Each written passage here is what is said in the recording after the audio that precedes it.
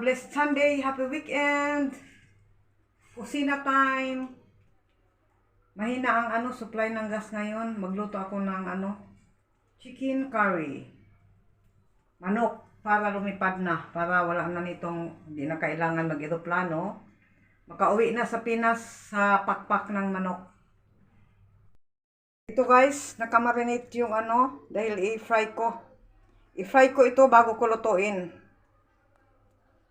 Another way of cooking. Naka-fry muna ito guys, oh. Mahina ang ngayon, ang gas. Supply gas ito, mahina. Nagpunta sila sa yung kasamahan namin dito sa malapit sa may mall sa amin, Yubay. Bumili ng frame. Bumili ng frame dahil si Rihanna may siya noon, may eyeglass kaso nabasag. So hindi siya makakakita pag sa malayo.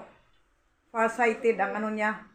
So bumili sila dito sa may mall malapit sa amin ng frame ng eyeglass, tapos bukas pupunta sila sa government eye hospital.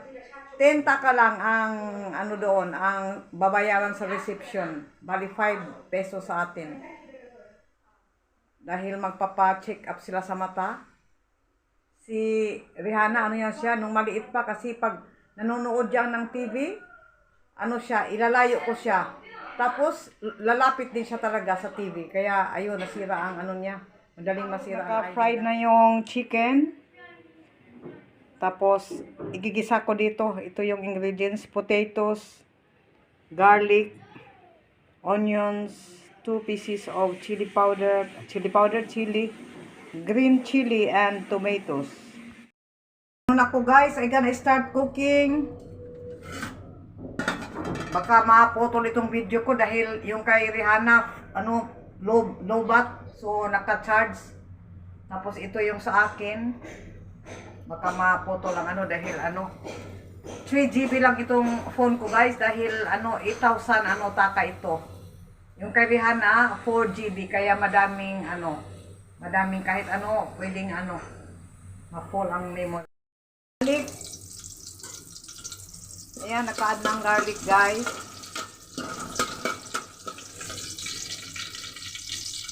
Then the onion.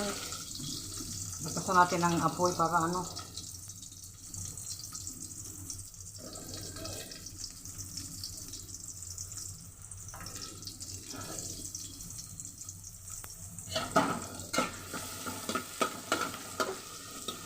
kaunti lang ang nilagay ko na mantika dahil mamantika na yung manok dahil naka-fry. I-add ko na yung 2 pieces of green chili. Pag nag-brown, then i-add ko na yung tomato. Nag-brown na yung yung onions. So, ilagay na natin, nakalagay na yung tomatoes. So, brown natin ng kaunti. Para lambutin yung tomato na kaunti. Ito na tomato medyo matigas ng kaunti. Ako guys, ng sliced bread. Dahil nagutom na ako. 4 PM na. Late na yung pagluto. Na yung tomatoes, so i-add ko na itong potatoes.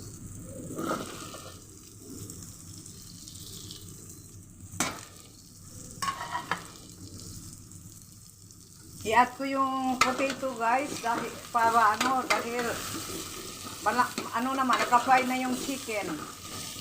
So igisa-gisa lang natin itong potato para maluto dahil yung chicken naka-fry na. So sandali lang, pag lumabot na ang potato ng kaunti, lalagyan natin ng tubig, masala. Yung outcome, na-add ko na yung Bangladeshi masala. Ngayon lalagyan ko na ng kaunting tubig. Check natin guys kung what happened, kung malambot na ba. Dahil 4 PM na. Late na tayo nito.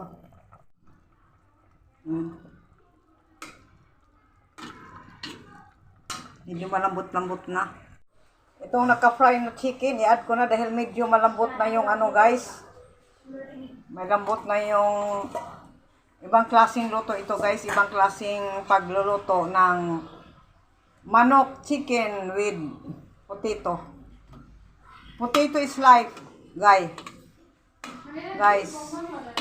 Potato is life here. So,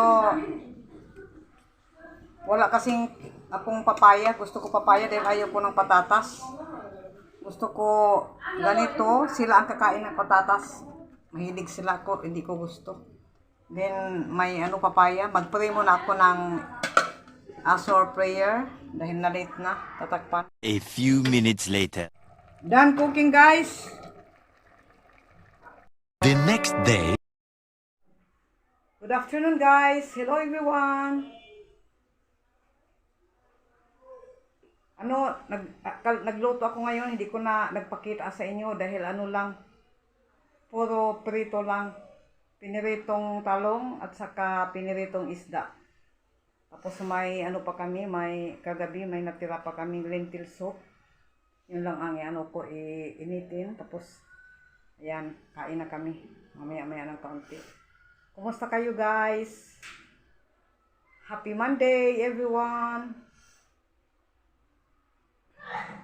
Mamaya may ano kami, may appointment kami sa doktor dahil yung ubo ni Rihanna pabalik-balik. Last month ko pa siya sinabihan na magpa-check up tayo dahil ano siya, scary type siya pagdating sa pa-check up sa doktor.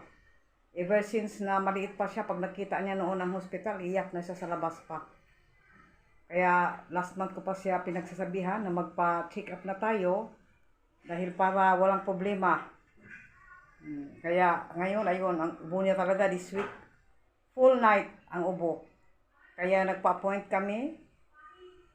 Mamayang gabi, alas 8 ang 8 o'clock PM ang start ng yung doktor na yun dahil part-time yun.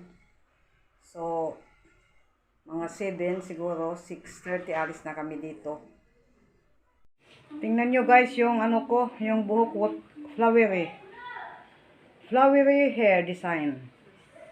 Para tayo nitong lukarit. Kaninang umaga nga pala, tumawag siguro mga 10 past. Kaninang umaga tumawag yung taga embahada. Kasi nag-email ako sa kanila 3 days ago. So, bukas puntahan namin ni Rihanna maaga pa dahil alas 10 ang umaga ng appointment time nila binigay sa amin. So, we will be leaving here by around 7 dahil mag-bus lang kami dahil pag mag-CNG kami 450, 500. So, para makaminos gastos guys, alam niyo na mga gastusin. I-pray nyo kami guys, hopefully maganda ang outcome ng pag-uusap namin doon sa embahada natin. Sana matulungan na kami nila. Yun lang talaga ang prayer ko. Kaya kabado ako bukas kung ano ang outcome. Dahil nagpapatulong ako sa kanila, nagagamitin na lang yung papilis ng pinas ng mga bata. Hopefully magiging okay. Okay guys, nag-wait lang kami kay Maliha. Dahil 2 PM ang dating ni Maliha from school. Pag makauwi kami, lang naman, transfer lang ang ni Maliha. Transfer lang ang niya, ang ang ita-transfer lang siya doon. So, walang problema. Okay guys, ingat kayo. See you around. Maraming salamat sa mga supports ninyo sa amin. Please subscribe, like, and share po. Okay, God bless everyone. You're the night sky trying to make me see